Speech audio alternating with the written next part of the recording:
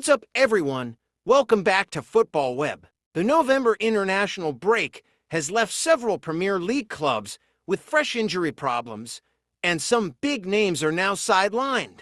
Today, we're breaking down every major injury and what it means for your club. Let's jump straight into it. We start in North London with Arsenal, and they've taken one of the biggest hits from the break. First up is Gabriel Magalhaes. The Brazilian defender returned early from international duty after feeling a problem in his thigh. Arsenal's medical team have been checking him, and the expectation is that he'll miss a few weeks. That's huge for Arsenal because Gabriel has been one of their most reliable players at the back. With some big fixtures coming up, his absence could really test their depth. Then there's Victor Gyökeres. The Swedish striker picked up a hamstring strain while playing in the Nations League. Hamstring problems can be tricky, and Arsenal are being careful with him. Right now, the early estimate is to 3 weeks out. Not the worst injury, but still a setback for their attacking options. Let's move to Liverpool, where the international break brought more than one problem. We start with Conor Bradley.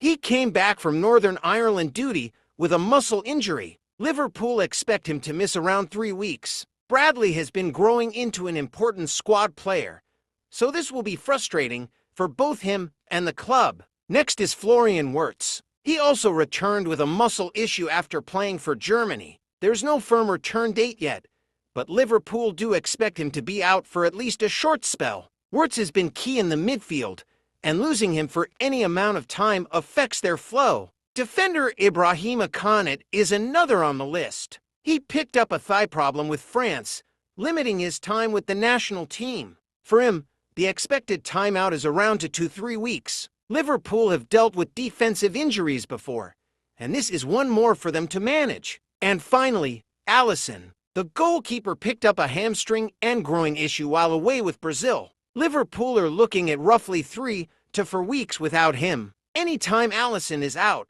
Liverpool feel it because he's such a steady presence at the back. So overall, a tough break for Liverpool, with multiple players returning in worse shape than when they left. Next, we head over to Manchester United. Forward Benjamin Zeko came off late in Slovenia's match after feeling something in his knee. United have said it's not a major injury, but it is enough to keep him out for a few weeks. That's a blow for a player who brings energy and movement up front. United will now have to lean on the rest of their attack until he returns. On to Manchester City, and they also have concerns coming out of the break. Omar Marmoush picked up a knee ligament injury while playing for Egypt. City expect him to be out for at least 2 to 3 weeks. He's been a useful option in their attack, so this pause in his season won't be ideal for Pep Guardiola. There's also John Stones, who left England camp with a muscle issue. For him, the timeline is around 1 to 2 weeks.